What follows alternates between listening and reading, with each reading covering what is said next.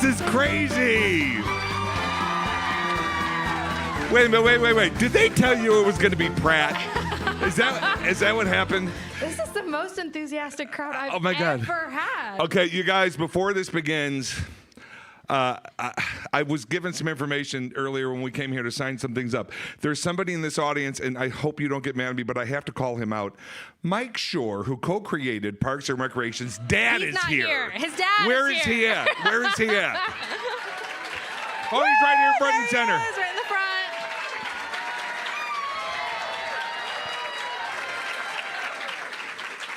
I am blown away. That is the man whose son, I think, changed our world, and not just Parks, but The Good Place in Brooklyn Nine-Nine. He's got a new show. That is some powerful sperm, Mr. Shore. That is, no, but I'm serious. When Parks ended, and I'm already ramming. Don't worry, I'll let you this 1 minute. But I sent Mike and Greg Daniels, who, Mike and he did it together. I sent them the old handwritten notes to their homes, just thanking them because you're looking at the luckiest bastard in the world because they could have not cast me. That happens. I've been on a million things I never got, but they did, and it's a life changer. And so that man created him, and I just can't get over it. Anyway, I'm sorry. I hope you're okay with it. I just had to. It just means the world to me that you're here. Anyway. Yeah. Enough about me. How are you guys doing? You. Yeah. Well, before we get started, I always like to do a little audience poll, and I feel like it's important because I got to make sure we aren't infiltrated by Eagleton residents. Okay. You know what? So I want to start by asking. There's two things I don't want: Eagletonians and book jockeys. I don't want the dirty book jockeys. No librarians. No librarians. I'm actually pro-library, so we can fight after this. How dare you? But let me just start with, put your hand up if you've seen Parks and Rec one time. Okay, I'm starting low. I'm starting expectations low. At least twice. At least 3 times. Okay, we're in a safe space. Even his dad hasn't seen it 3 times. Well, I have to say, I'm so tickled to be here because Parks and Rec has been my comfort show for so long, and I think I've literally held my family hostage watching that show, front to back to front, back to front. And so I know it must mean a lot to you too, because it, as you said, changed your life. But it's been 10 years since the show almost ended. Yeah. What made you want to write this memoir now? I have to be honest, it wasn't my idea. I was thrilled with it when it came to me, but it wasn't my idea. These book agents out of New York reached out because the 10th anniversary. It took 2 years to make this book because I just learned to write. Still close to reading. I haven't accomplished reading yet, but I can write. No, but this whole book thing is new to me. It takes a long time. So. They came to me and they said, have you ever thought about doing a book? No one has done a book about parks, and there's going to be the 10th anniversary. And I said, I don't know. I mean, I was there for all of it, but I don't know. Do I have anything interesting to say? So they said, let's do a 2-hour Zoom session. A 2-hour Zoom session. And at the end, we'll decide whether we think there's enough info here to have a book. And after 30 minutes, they go, okay, we can keep talking, but we have a book. There's plenty here to go. Because I was just telling my stories and things that they had never heard. And that's my favorite thing about this book, because people like Mike and Greg sat down with me and they gave me stories I had never, ever heard. And the fans of the show will read things. If I didn't know it, I guarantee they don't know it. And so that's what really excited me. And then the other thing that excited me is I'm petty. Yes. And strong motivating factor. And because I'm petty, I watch the late night shows, all the Jimmys and the Colberts and the Seth and everybody. They're all great. And I've been on so many shows over the years, so many shows. Yeah. Someone told me recently, because I don't look up myself to see what's happening, but someone said, you have over 200 credits on IMDb. And they go, just one of them is Parks and Recreation. So, I mean, I have been out there a while, and I've been on a lot of shows. So I sit at home and I watch these actors on these shows, and they're like, oh, we're one big happy family. And I'm thinking, You liar. I was on that show. Nobody was happy. That was not a happy family.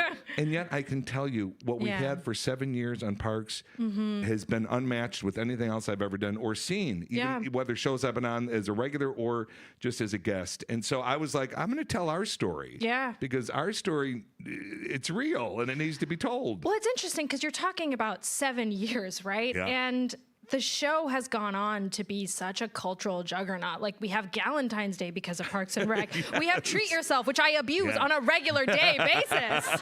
Yeah. And, you know, Damn It, Jerry is Damn It, Jerry. It's in the Urban Dictionary. but my feeling, like, when you watch those original first seasons, I love the show, but I have to say it took a moment to find its feet. So I'm curious. How dare you? I am here to be honest with you, Jim. Bye-bye. We have clips to watch. You're not going anywhere. So, you know, what was it like from your perspective? Did you have that feeling of like, oh, the show is still figuring itself out? Or did you think we have magic right now? Well, first of all, we always thought we were being canceled. Yeah. That was a given for almost the whole run. Until near the end, we had a little breathing room. And it's because of kind of what you're saying. So the show, a miracle happened. Greg and Mike, NBC had said to them, you have The Office, now give us a spinoff. Because when, you know, you got a hit show, they're like, give us something else. And so they, you know, huddled and decided they didn't really want to do an Office spinoff, but they wanted to do something. Yeah. The Office was, you know, it takes place in private world, and they thought a government thing. So this is what happened. You know, they decide to do, however, Parks and Rec. So the weird thing was, NBC said to them, we're going to give you 13 episodes. That does not happen. You have to normally do a pilot, and then you shop the pilot, and then hopefully, and you figure things out during a pilot. Yeah. There was no time to figure anything early out. phase, And so it turns out there was only 6 episodes because they waited for Amy Poehler. That's the other thing I found out. Amy wasn't even the first one cast in this show. It was crazy, Aziz. yeah. Because he was doing Human Giant on Comedy Central. And they just loved him. And so they had reached out to Amy because they worked with her on SNL. And she's Amy Poehler, amazing. Right. And she was pregnant. Yeah. And it just can't happen. So they move on. But then as the time goes, they're like, we really want Amy. So NBC says to them, we're going to give you 13 and we're going to premiere you behind the Super Bowl. It's going to be The Office and then Parks and Rec. That is the dream. Like you tell a showrunner, we're giving you the Super Bowl, and they turned it down. Yeah, because they wanted to wait Amy. for Amy. Yeah. So that's what happened. So, but to get to your point, so they did 6. There was no learning curve. There was the plan. So what happened as it started airing, a lot of people, and I could see it, were comparing it to The Office, and she was too much like Michael Too much Scott. like Michael, yeah. Yeah, and people are like, Carell's already got that covered. Which is funny because where Leslie ends up is like Michael Scott's polar opposite. Oh, totally polar. And they will tell you there was never, you know, Mike talks about it in the book and Greg talks in the book. There was never the intention. It's just how it was coming across. Yeah. And so during that break between season 1 and season 2, they were able to make the changes. The problem was some people were already turned off. And so we were ratings challenged from the very beginning. Yeah. But what saved us, I think, and if I say it, it must be true. No, what I think, we became, after season 1, we became a critical darling. Yeah. And I think it's tough to cancel a show that, you know, at one point Time Magazine, it was either Time or Newsweek, called us like a show of a decade. Like, how do you know, that's a lot of, how do you do that? So I think that's what kept us on the air. And then I also heard, because, you know, Seinfeld tells the story. They were when Seinfeld started, they were at the bottom. And he says the only reason they stayed on the air was the people that were watching, their household income was over X amount of dollars. And advertisers, that's what they're interested in. That's what they want. And Parks had that too. We did have That's the people who were watching. Well, everything I say is fascinating. Sure. Wow, I'm surprised we had to call it out. No, but I mean that's interesting, right? Like, who knew that kind of stuff? I don't know that, like, we're going to go down a rabbit hole, so I'm going to stop us after this one comment. I just don't know that today, whether that would be possible. There's so many critical darlings. My Lady Jane, R.I.P. If you haven't seen it, you should. I have not. No. It's that, you know, people love, and there's a genuine fan energy, but they just don't make enough dollars right out of the gate that they just get canceled. Well, and it's all different now with streaming. Yeah. The days of a Parks or an Office where you're doing 22 to 24 episodes a year. I think, what do we have? We have Abbott Elementary and Ghosts. Yeah. Whoop. And what, is there any others that are? No, we used to be a society. No, like, No, in the old days, and I'm talking just 10 years ago, Yeah. you could Monday through Friday watch sitcoms. Yeah. Well, before we go too far down this streaming rabbit hole, I do have a clip that I think we must play because anytime we talk about Parks and Rec, maybe this is just my perspective, get on your feet. Oh my God, It's the such moment. a great moment. So we're gonna play that. I think Amazing. I think what really makes that scene for me is not just the repeating music, but how hard Leslie's trying to like do the politician composure Exactly. and the wave, and I got to know what it was like. Well, and also Amy as an actress, because if the clip goes longer, and next time you're at home and you see that episode, we're laughing so hard because they had put little spikes in the bottom of our shoes, the wardrobe department. that explains it. But we couldn't, it didn't help. We were all over the place. I mean, those falls are real. Like, there was no BS. And so when we tried to physically get her up, I got my hands up Amy's ass. I'm like trying to. We were dying. Was it dying. a one-take scene? No, we don't. No, we. So you had. Oh, please, you know. Hey, what happened? There's this thing called dark parks. I don't know if you heard about it, but that was involved in dark parks. Dark parks. Actually, there is a thing. We would be on set and we'd create like whatever scene we were working on. We go, now what if this was dark parks? And dark parks got dirty, like, you know what I mean? Like it was Ben making out with Chris. It was Oh my God. like we were doing. Yeah, it was dark. Is It there was dark. footage? What's that? Is there? Does the footage exist somewhere? Well, Somewhere There's in always, somebody's there's phone, always that's always cameras fun. rolling somewhere. But I've learned that. Oh boy, So have I learned that? Did you think that moment, like when you shot it, did you think it would be as funny and as iconic as it turned out to be? I never know what's going to work. I just know that it was another day where I think, how am I so lucky? I am with these people laughing my ass off. Like, who does that? And I'm on an ice rink. Like, what is wrong? What life is this?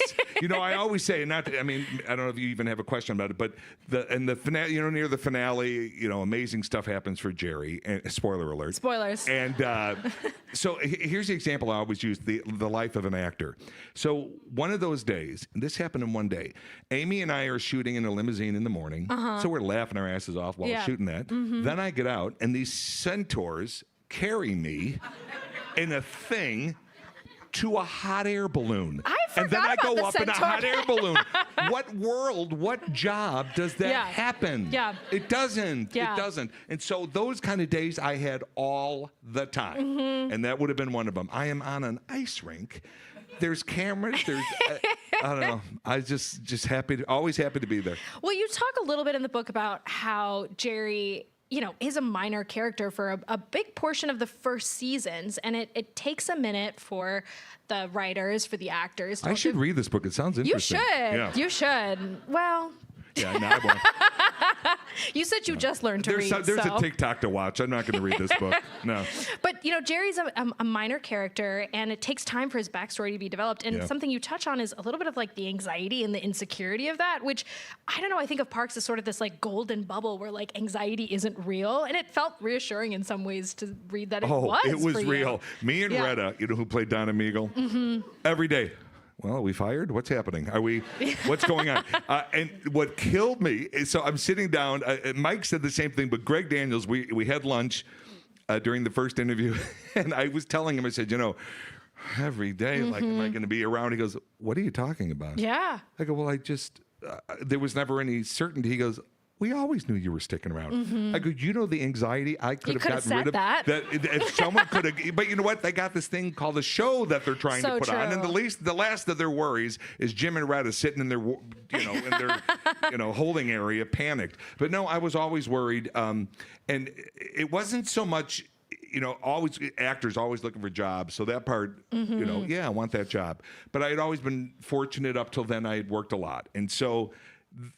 It wasn't just the fact that I would like to keep a job. It was that job. Because I already saw what was going on. I saw the atmosphere on the set, and I did not want to go anywhere. And there were times when, because at the beginning I was hired week to week. That was it. They would call. And I tell the story in the book. When I was offered this job, my agents didn't think I should take it. And they weren't being idiots. They said, our concern is, the show is being very honest, and they're saying, we don't know what's happening with this character. He's going to be sitting in the background. We don't know. And it could be quick and then gone. We don't know. And I appreciate their honesty about that. But and so my agents were like, at this point in your career, that's a big step backward. But I was already obsessed with The Office. Yeah. And I saw what happened to Phyllis and Stanley and Meredith and Kevin, Angela. So for me, literally a no-brainer. It's not the riskiest bet to take. I didn't think it was risky at all. And Retta said, I had dinner with Retta the other day, and we were talking about it because she's in the book also. And she was like, well, nobody was hiring me for anything else. I said, I'll sit around. I don't care. I don't know what she thought was going to happen at all, because in those days, Retta was mostly doing stand-up. Yeah. She was on the stand-up circuit. And so she was just like, whatever. But for me, I really thought, this could. Now, no one knew for sure. And they didn't. The only reason, and again, I find this all out later, at the end of the 6th episode, they needed to do some, they call them bumps, like little teasers for the show. So Amy was in town, Aziz was in town, I was in town, maybe Aubrey, but I almost can't picture her there. But they called my agent and said, would Jim do some improv bits with Amy and Aziz? And they called me like, well, yeah, but of course I was terrified. Amy Poehler, like she's the queen. She's the queen. But we did them. And I don't know if you've ever seen it, but we're in the forest with kids and she's eating things. Anyway, it was just all this stuff. And so apparently one of the producers said to somebody, oh, he'll be fine. Yeah. Like they could tell I'll be able to stick around. But no one, of course, ever said it to me. Right. No one said it to me. The first time I ever thought, what? Like maybe I am going to be here. Season 2. Before I'm a series regular, Morgan Sackett, who was the greatest line producer and works with Mike still all the time, just the greatest line producer. Now he's exec produces Hacks and a bunch of other stuff. But he came to me one day. We were wrapping up I think a Valentine's episode of some sort, and he said, "They're writing you a story." I go, "What?" What? For me? Me? And here's the typical actor reaction. The immediate reaction for an actor when you get a gig is, wow, so excited, make a couple of phone calls. And then 5 minutes later, can I pull this off? Am I going to screw it up? Now I have to do it. Yeah. And so, but he said to me, he goes, yeah, you're going to be in the A story. And, sitcoms have A and B stories, sometimes a C story. But it was the one where Jerry falls in the creek and, Well, this is a great time to bring up an audience question, which is, and we got to answer this one super quick because we have a great clip coming up after this. Did playing a clumsy character in the show creep into your real life, or did your personality influence the character of Jerry at all? I'm not so clumsy. I mean, I'm stupid half the time, but I wouldn't say clumsy. No, they kind of let me find that as the show was going on. Like when Jerry trips and falls and chairs get wrapped around his leg, that was just me being on set, kind of playing around. Yeah. And then the writers then would add to it. Yeah. Because great writing, they realize who you are and they start playing to your strengths. And so so they definitely did that. But the scary part for me was, I find this out later. Yeah. The only reason Jerry stuck around, I mean, something else might have happened, but the episode early on, so we're talking Mark Brandanowitz early. You guys, Paul Schneider? I know, he was on the show. I know. No, I love Paul. Oh my God, he's such a talented guy. But it was early on, and there was an episode with who's that comedian that got in trouble? Louis C.K. Yeah, he got in trouble. But anyway, so he was the guest star, and the storyline was that. All of us in the department were trying to find dirt on each other. Can you guys picture that episode? Yep. Yeah. And Jerry was not into it. Like, this seems mean, and why would we want to do this? So we're learning a little bit about Jerry. Yeah. But then Jerry just, I guess I'll go along with it. And Mark comes walking in, Brandanowitz, and Jerry, very proud of himself, is like, well, I hear you have 2 unpaid parking tickets. And Mark looks at me and goes, oh, well, I heard your adoptive mother smokes pot. And Jerry's like, what? And Mark goes, oh, you didn't know she smoked pot? And Jerry goes, I didn't know I was adopted. And that's when they said, that's who Jerry is. That's who Jerry's going to be. Well, I'm glad you bring this up because you feel so bad for Jerry so many points in the show, and he is absolutely the butt of the joke. It is his coworker's favorite pastime, in addition to wasting government money, is to dunk on Jerry. And as Mike will tell you, it was the writer's favorite thing to write. Oh, I'm sure. Because what is more fun than dicking around with somebody? That's So we've got a clip that's a really great example of poor Jerry. Okay. Oh. Okay. By the way, take a look at the shirt. Really keep that in mind. Jerry. For my mural, I was inspired by the death of my grandma. You said mural. No, I didn't. Yes, you did. You said mural. I heard it. Anyway, she... Jerry, why don't you put that urinal in the men's room so people can urinate all over it? Jerry, go to the doctor. You might have a urinary tract infection. Just wanted to show him where are. Mural! Disqualified! It's pointillism. And each dot is a photo of a citizen of the town. No one cares. Each dot was the picture of somebody in town. Imagine the effort that went into that. But did it ever bother you? No, I love shit like that. But here's what I had to point out about the shirt. The shirt looked a little tight, huh? Here's why it looked tight. It was Nick's. So I'm very much, to my dismay, and I try to get better, but I'm a people pleaser. I'm not a wave Extremely maker. real. I kind of go with the flow. It was in my dressing room, and so I put it on. And so later in the day, Kirsten was our wardrobe. And she said, "Oh, how did everything go today?" I go, "Oh, I just got to be honest with it." And I'm thinking maybe I gained weight. Like, I don't know. I go, "Well, the shirt was a little tight." She goes, "What are you talking about?" I said, "That orange rust color." She goes, "That's not your shirt." I go, "Well, I just wore it in the scene." That's Nick's shirt. The wardrobe people put the wrong shirt in.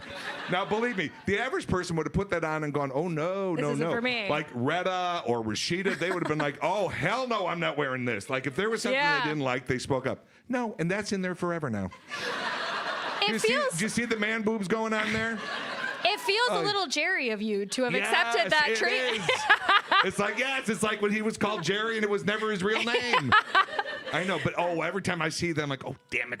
So stupid. Well, let me wipe your memory with another clip because we're doing back-to-back clips. Okay. This is a classic moment. Let's see it. Jerry, God, gross. Jerry.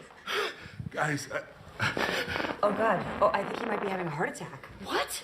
Are you serious? Oh, so much stuff is happening right now. Call 911. Okay. Just breathe, okay? You're gonna be fine. Oh, jeez, did a dinosaur just fart? Jerry, get a grip. sorry, guys. Oh, apology not accepted. Stop talking, moron. I wish I could stop smelling. Dude, seriously, Jerry, did you eat farts for lunch? Jerry's having a heart attack. Oh, no, I didn't know that. Jerry, you okay?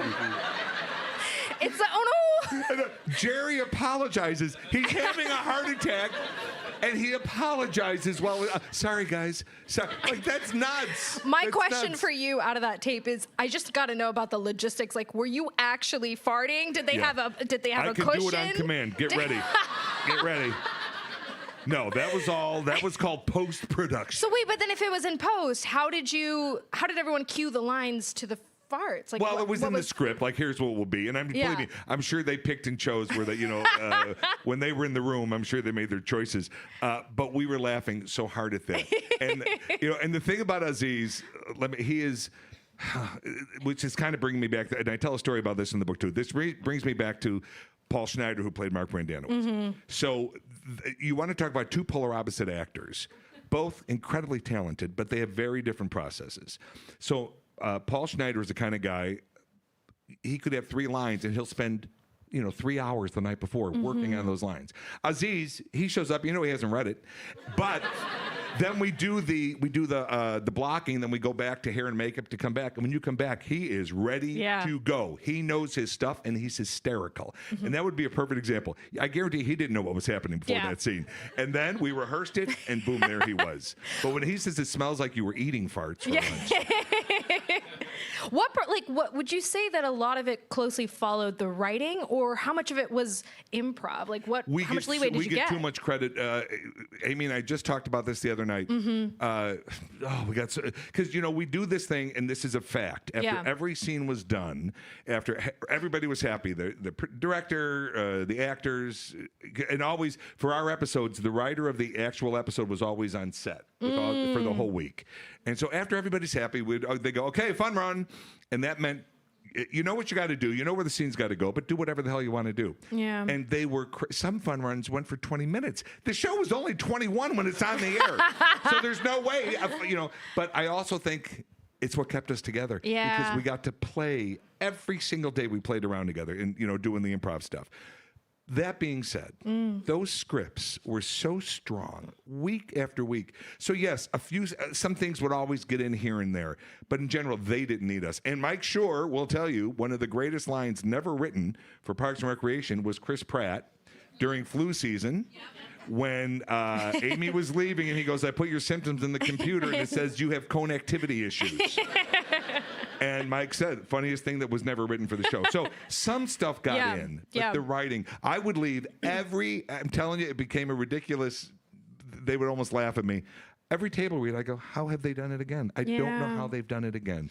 And on the simply rare occasion where it might not have felt like the other episodes, by the time we went to shoot it, it had been reworked, and it was like the other episodes. Well, talking about the comedy for a minute, Parks and Rec is an ensemble show. I mean, Leslie Knope is the main character, which is, she's such a strong force in the show, but so much of the comedy relies on the reactions of everybody in the room. And, you have the benefit of sort of a mockumentary style where you get the little interviews in between. How did you guys think about building that comedy? Did it come naturally? Did you think about layering it, or was it just through that? I'm not talking about the lines, but I'm talking about the reactions to the lines. I'd like to attribute the acting part of it, but when the material is so strong, you almost can't screw it up. Yeah. And that's what would happen week after week. And the other thing you mentioned, because, Amy was our fearless leader for sure. Mike ran upstairs, Amy ran the set. When I say run, I mean watched over us, made sure we were okay. Like that was a perfect example, the whole farting thing. After a table read like that, Amy would say to me, are you comfortable with that? Yeah. Comfortable? Let me at him. Let it rip. Born for that. Are you kidding me? When Jerry splits his pants and farts, that whole thing. She's like, "Are you coming?"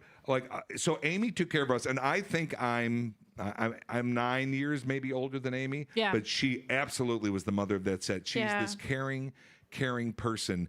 And Mike did that upstairs with the writer's room, and actually Mike overall, because Greg Daniels and Mike created the show, but Greg had to go back to the office. Yeah. So Mike was our guy. And I will always say the reason Park stayed as strong as it stayed, in my opinion, the whole time, other than that first season was a little rough, figuring it out, was because Mike never left us. Because a lot of times when a show becomes a big hit, they're like, give us Move something on to else. the next. Give us something else. Yeah. And he did. He had Brooklyn Nine-Nine with Dan, but then Dan left and did Brooklyn Nine-Nine, and Mike stayed with us. Yeah. So we never lost that voice. Yeah.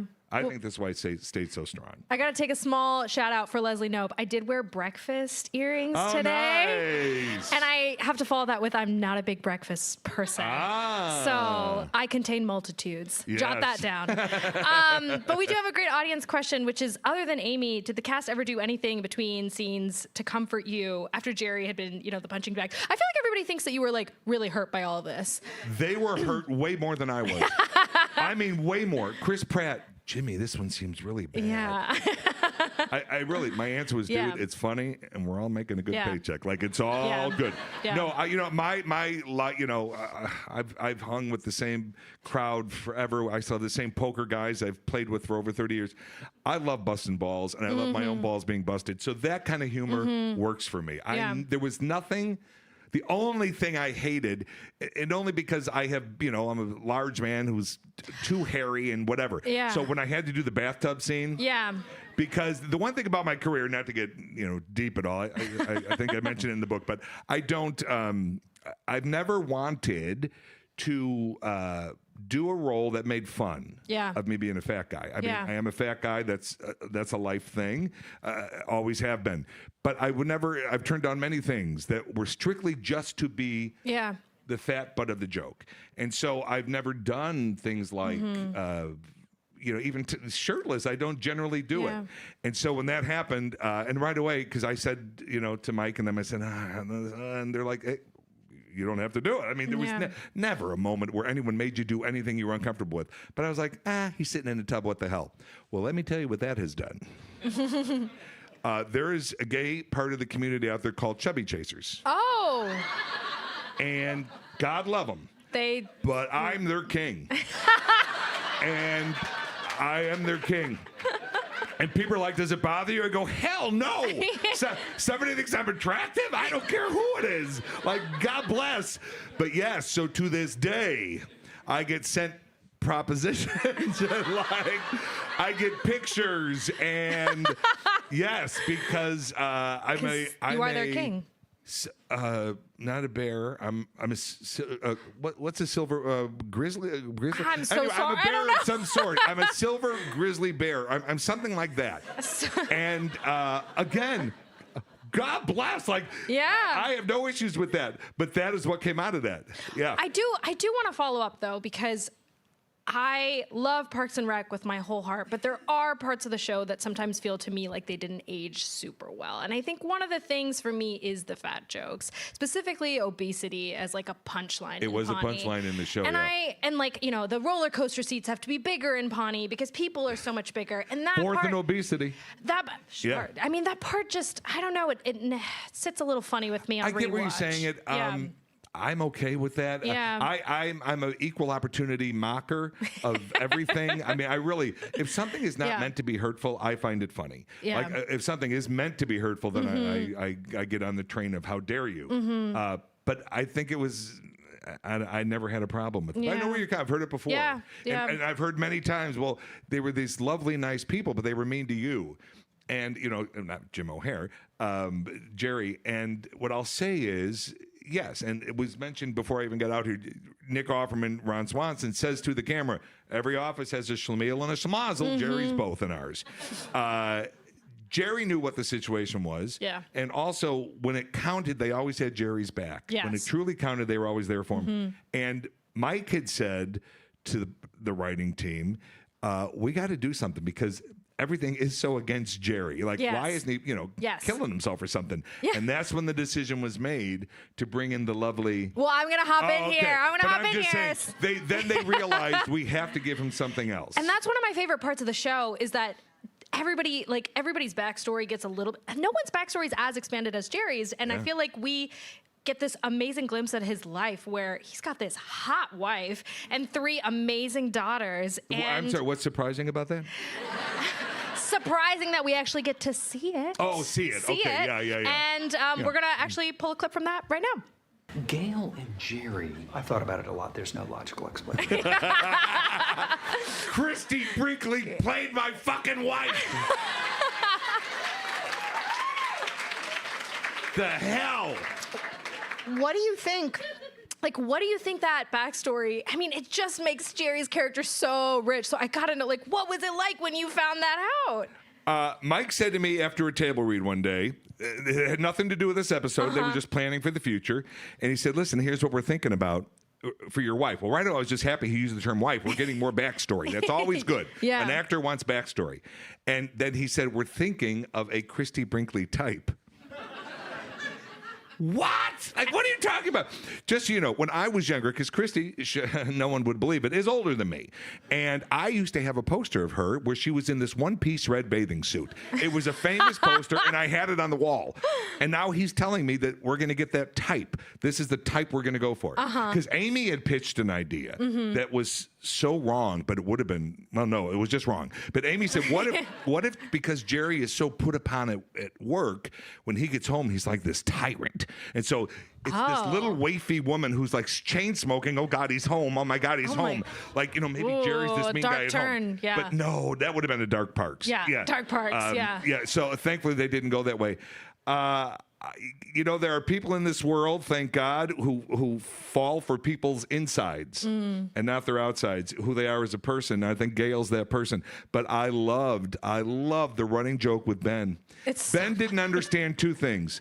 He didn't understand Jerry being married to Gail, and he did not understand little Sebastian. No, he didn't. He did not. And for that, go to hell, Ben.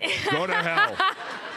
Actually, Yes. one of my favorite bits is at the end of the show, and if you, I don't care if this is spoilers. It's been out for almost 10 years, but at the end of the show, when Jerry is been mayor for like 10,000 years, 30, and at his funeral, you see Gail, and she looks exactly the same. She looks exactly the same. She's like dabbing her eyes, really telling them. It's so perfect. So before the death, I'm in the. They're throwing me my 100th birthday party, and these blonde family, like apparently I attributed nothing to the DNA. It was all on Gail's side of the family because everybody was gorgeous, and I am 100 years old. It took 5 hours really to turn me into 100 years old, and that probably felt good though, right? That it took them that long to. It was kind of hellish to be honest. But so the first day they did it because that was like. Because there's other episodes where they show me like Brandy Max is swearing me in as mayor. Oh my God, it's so good. Because her and Leslie are so much alike. and so I was like 80 years old, and then they would age it up and age it up. And so I'm coming out I've been in there for 5 hours. I'm going to set, and Christy's there, and she goes, Jim, look, they gave me these little lines. I've been there for 5 hours, and they gave me little lines. But how smart, how funny. How funny. Like she never, ever aged. And, you just had this amazing opportunity to work with so many great character actors. Yes. We have Amy Poehler as Leslie Knope, Nick Offerman as Ron Swanson, Aubrey Plaza as April Ludgate. What lessons did you take? Lessons from working with them? I just mostly took things from their trailer. Yeah, I can understand that. They've all become very wealthy. So I took things. I have always said, I've taken all the classes, I've done all the stuff to be an actor. I have always learned, the most stuff I've learned has been on a set and watching other actors. 100%. I steal, and not in a bad way. I think it's okay. I'm not saying like, when I say steal, I watch and I'm like, oh my God, like, this is embarrassing to say, but it's a humble brag, which we get from Parks. One day, Adam Scott said to me, I love watching you work. I've learned so much. Oh my gosh. Like, what? Are you I'd talking pass to out me? Like, immediately. no, because Yeah. at first Adam is so sweet to begin with, but that's his process too. He's watching other actors, and whatever I was bringing to the table, he was working for him, and then he was trying to take that in. So, yes, I 100% learned.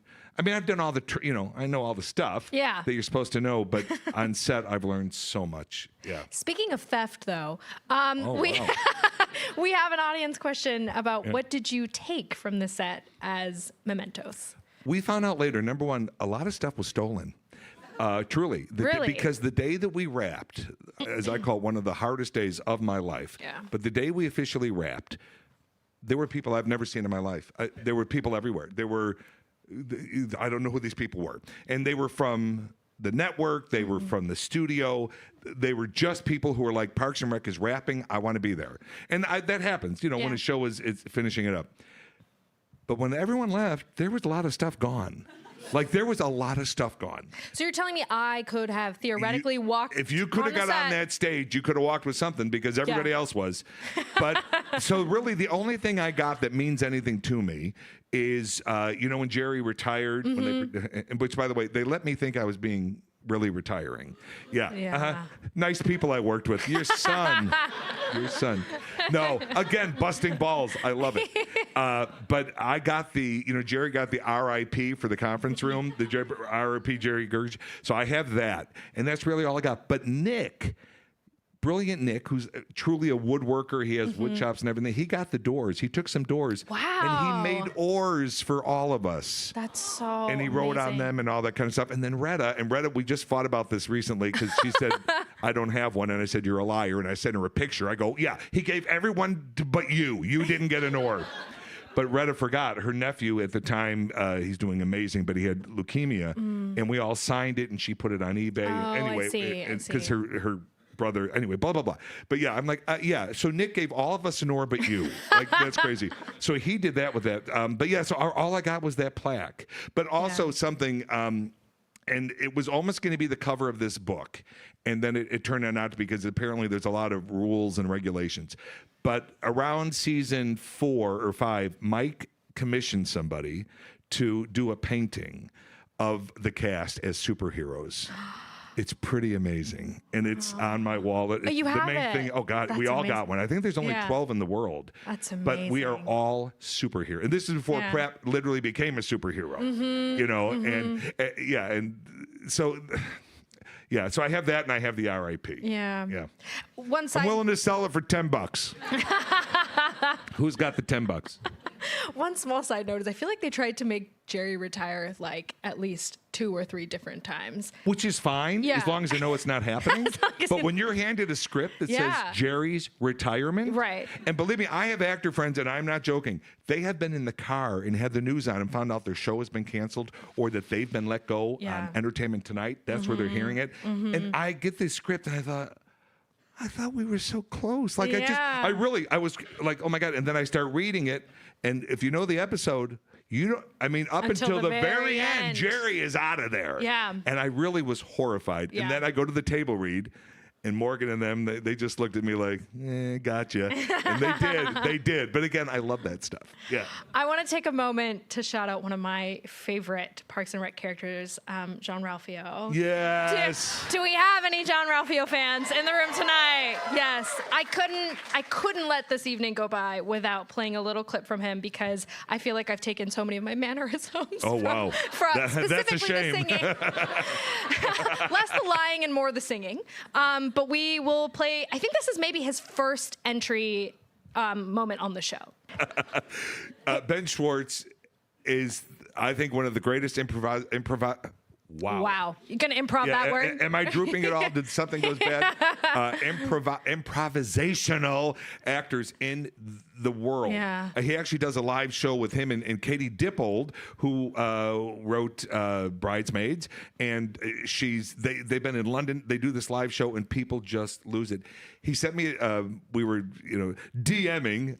I'm so cool. I was DMing. He slid into my DMs, and because he got a hold of the book, and he said, "You write such nice things about me." I go, dude, I will sing your praises forever and ever and ever. He's amazing. And go to YouTube, and there's the outtakes. Just do Jean Ralphio outtakes. Him going at Retta about he's going to dagger her on the dance floor because Retta, has my heart. I love Retta with everything. She has spatial issues in life, like in real life. Yeah. And he is in her face, and she's just doing this. And I'm watching, she's going to lose it. She is not going to make this. And she does eventually lose it, yeah. And then, the scene where Pratt is massaging her feet? I actually don't remember that one. Yeah, because Pratt's trying to win over April. Yeah, and so he's going to do a list of things that she normally does. And, there was an improv moment there that made it to the air. So now imagine, nowadays, Chris Pratt is rubbing her feet. She was dying. She's it all makes her uncomfortable. Yeah, I remember, because then I said, oh God, I got a corn so big you could slap butter on it. I do remember That was mine, that. baby. That was mine. Yeah. And I should have that looked at because it's a mess. Yeah. Speaking of ad-libs, our audience is wondering, I know you've already listed a couple, but do you have any other favorite ad-lib scenes or one-liners? The reason it's so tough is I'm telling you, every single day this went on. Every single day we were laughing at each other. And to be gross, Nick was the farter on set. He would make noise. And also everybody was drawing penises everywhere. Like that was, Aubrey draws a hell of a penis. Yeah, I mean, it's hard there was just every day, and not just the cast. This crew was unbelievable. And here's the kind of atmosphere it was on Parks. We kept 85% of our crew. That doesn't That's happen amazing, because they go on to other jobs. And then so the final season comes, and Amy and Mike decide we're going to do 13 episodes. Because Amy had said to me many years ago when we didn't even know if we were going to last 2 seasons, she had said, could you imagine if we got 7 seasons? Wow, would that be something? I was like, oh my God, that would be amazing. And so that ended up happening. And then she also would say over the years, I would never want to be a show that people are like, oh, is that thing still on? Yeah. Leave them wanting more. And she compared it to Mary Tyler Moore because a lot of you are probably too young, but Mary Tyler Moore had a show called The Mary Tyler Moore Show. Took place at a television station. And CBS was throwing money at her. Please stay, please stay. And she said, I don't want to outstay my welcome. Right. And so that's what Mike and Amy decided with Parks. And so, wait, why did I bring that up? I really don't know, but I'm no idea. fascinated. Isn't that don't turn 62? Well, you speak in the book about how this was your dream job and how yeah. you sort of, when you got the news that the show was ending, you really dreaded it. I mean, I would hate to leave Pawnee. How do you recover from leaving that kind of environment? You don't. I mean, that's why we still have this thing, Parks Family Text. We're in each other's lives all the time. Amy sent me the picture of her dad reading my book. Like, how crazy is that? 2 weeks ago, Pratt had a baby boy. Ford, Alexander Schwarzenegger Pratt rolls right off the tongue. No, but I'm just saying, so we have never lost, we have still all been, and even for this book, this is my book. These are my stories. And the support. Amy did this live event. Reddit did this live event. Aubrey's doing this. Pratt did this big post yesterday. Like, these are just amazing people. And here's a story that this isn't in the book because it happened because of the book. So this deal comes for the book.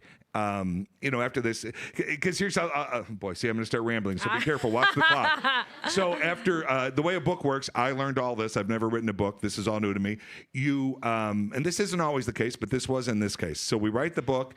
We write the proposal. They put the proposal out to all the big publishers, and then I have to meet with all of them. It was mostly over Zoom calls because they're in New York. I'm in LA. And I met with all of them, like Penguin and Simon & Schuster, like everybody. And then the plan is they put it up for auction, and hopefully they bid, and maybe they don't. You don't know.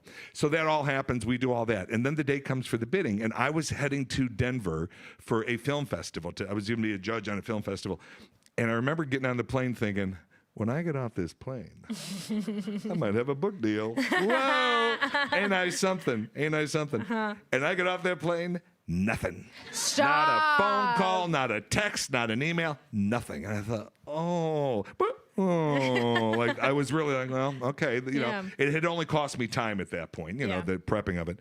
So then I'm in Denver doing whatever. And then around 6 o'clock, I get a text from the agents out in New York. And they said, can you hop on a call with your manager? And so we do. And he goes, how you doing? I go, I've had better days. He goes, what's up? I go, well, there's obviously not going to be a book. He goes, what are you talking about? I said, what are you talking about? He goes, it ended 10 minutes ago. I go, he goes, it goes on all day. They bid, then someone else bids, and they find out what they bid. It's an all-day auction. Never knew that. Never do it. So I said, well, did somebody bid? And he said, yeah. And I said, who? And he said, all of them. I go, damn. Yeah. I can also relate to jumping to conclusions after, waiting because you're excited. Yeah, and then I hate to brag, but I got 4 figures. Oh. So it was yes. Do you really hate to brag? Because I didn't even have to prompt you for that number. No, but so anyway, so that happened, and that was like, wow. I mean, so exciting, and it was lovely, just beyond lovely. So then we decide who we're going to go with and everything. And then I realize I can't sign the contract because, and I know I'm an adult male and I can do whatever the hell I want, but I wanted Mike Schur, Greg Daniels, and Amy Poehler's approval. And I know that sounds silly. And I just felt, I don't know. And to this day, I'm so glad I did it. And I reached out to the 3 of them, of course, immediately, yes, do your, tell your stories. But Greg Daniels was like, what can I do? How can I help you? Mike had one concern, which was so legit that I had to put it in the contract. He said, because Mike's written books, he knows stuff. Yeah. Mike is a smart boy. Smart. And he said, the only thing I'm going to warn you, when it comes time to promote it, they're going to try to promote it as the definitive book on Parks and Recreation. Yeah. Well, I can't write that book. Yeah. There's really, in my mind, only 2 people could write that. Not even Amy. It would be Mike and Greg because they were there day one, inception. So anyway, and I said, oh, that is probably what they're going to do. Yeah. And so we literally put it in the contract. This book will not be publicized as the book on Parks and Rec. It's Jim O'Hare's story and other people's stories. Pratt's in the book, and Adam's in the book, and Retta's in the book, and Mike and Greg, and the casting director's in the book. And there's pictures you've never seen before because we all shared they were sending me pictures. I'm like, oh, that's a great one. And here's what I also learned. I learned a lot, you guys. I know. You're like, oh, he's so good looking. Could he be smart? Oh, yes, I am. Yes, I am. If you have a picture on your phone that you took, you can publicize it. because you can just like if Amy sent me a pic, as long as she said you can use that pic, I could use that pic. Yeah. Because I was worried like, oh, NBC's got to give approval. Yeah. No, if it's on your phone, it can go out there. So there's over 60 pictures in the thing of pictures people haven't seen and stories they haven't heard. But anyway, I was so my big concern was that Mike and Greg and Amy, if they heard through the grapevine I was doing this book, if they ever thought like it was a tell-all or something, and there's two reasons that couldn't happen. The main reason is there's nothing to tell. Like, I mean, dirt. I mean, there's plenty of great stuff to tell. There's not. I didn't have it. I didn't see it. I didn't see an actor be shitty to another actor. I didn't see it. I didn't see it. And the other is, Jim O'Heir I wouldn't be comfortable writing that kind of book even if I had the dirt. But I don't have the dirt. Except the other night, Retta and I were doing. I know I ramble. I don't have the dirt, but I do. Yeah, Retta and I were doing something, and I shouldn't say this because I can't tell you who it is. But Retta said, "Well, do you remember that one actress?" And I go, "What?" And then she looks at me. I go, "Oh yes, that bitch. I forgot about her." But because there was no assholes policy, that person never showed up again. That's just how it was. You either played the game or you didn't, how we were playing it. And Parks became the show that people wanted to get on. Other actors, the word was out. This is a fun place to be. And, I've done, like I said, so many shows over the years. And sometimes, like, the first day is tough. Like any first day in a job, you're like, oh, God, you don't know anybody or anything. But, TV and film, you go into hair and makeup. That's where you're going to first meet everybody. Yeah. And many times, no one even says hello to you. And it's so uncomfortable. Cold shoulder. On Parks and Rec, if you were sitting in a chair and it was your first day, anyone else in that trailer who is also getting worked up will come up and greet you. It's just how it was. It was just the tone of the set. And when the other thing about writing this book, the thing that didn't make it into the book that I'm disappointed, but the editors, they make the ultimate decision. I had also interviewed a lot of the guest stars. Mo Collins, who played Joan Calamezzo. And Mo is just the greatest. And my favorite thing is their stories because they agreed it was the greatest set to be on.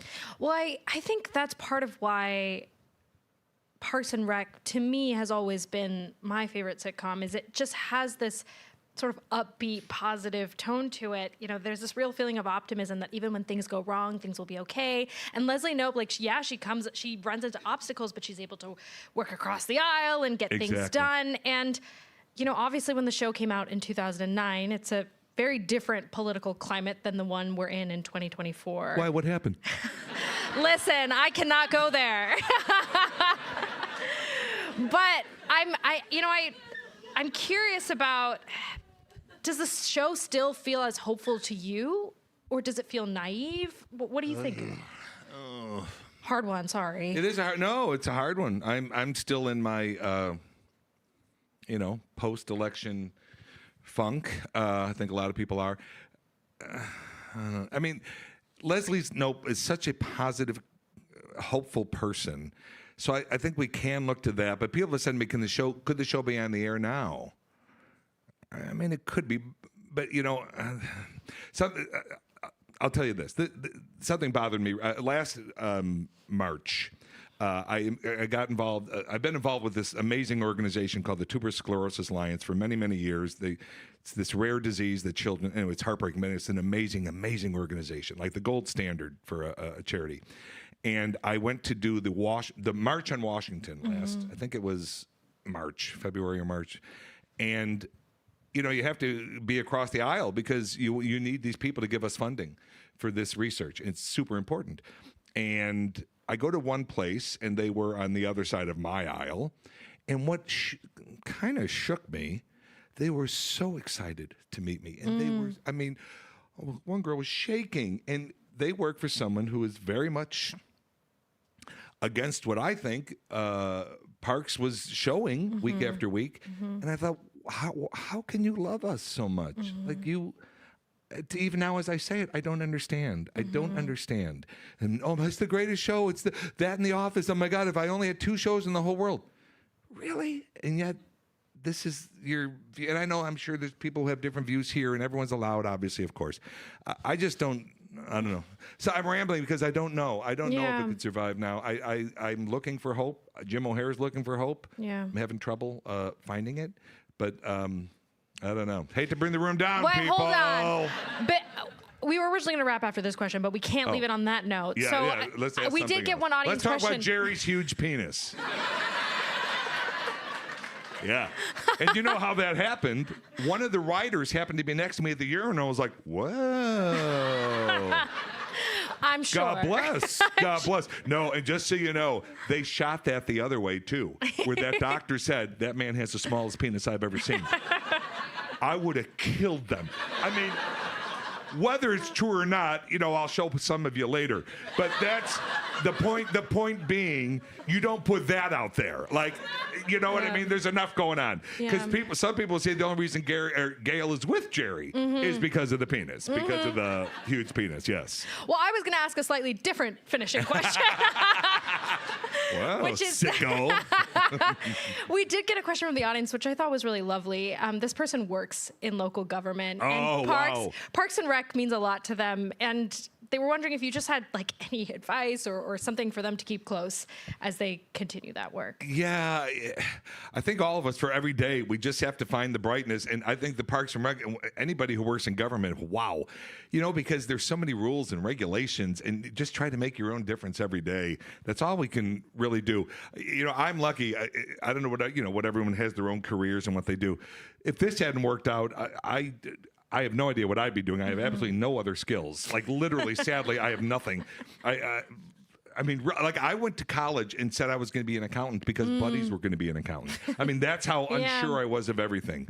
But yeah, I don't know. Just look for the hopeful and, do a good job. And if we do what Leslie does, it's about making life better for others, not just ourselves. Yeah. See, that's the thing. Again, now we're going to go back to the election. Jim O'Heir is fine. Yeah. Jim O'Heir is a white guy with a couple of bucks in the bank.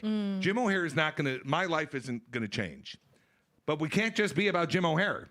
I have nieces. I have sisters. I have, no, but that's just, we have to think about others. It can't just be about us as individuals. And no matter what jobs we do, let's think about others. Yeah. Yeah. Well, You want me to get, because I know we got to get out of here. well, I mean, I could keep yapping, but I have instructions. From I know. And Amy, the director, is probably like, shut him the hell up. Where is he? She's getting the lasso to drag I'll us just out. tell this final thing. But I don't know if it's not so much funny, it is emotional, but we'll see. You can decide if you want to ask one more. So we're going to do the final episode, and it's going to be a 2-week shoot.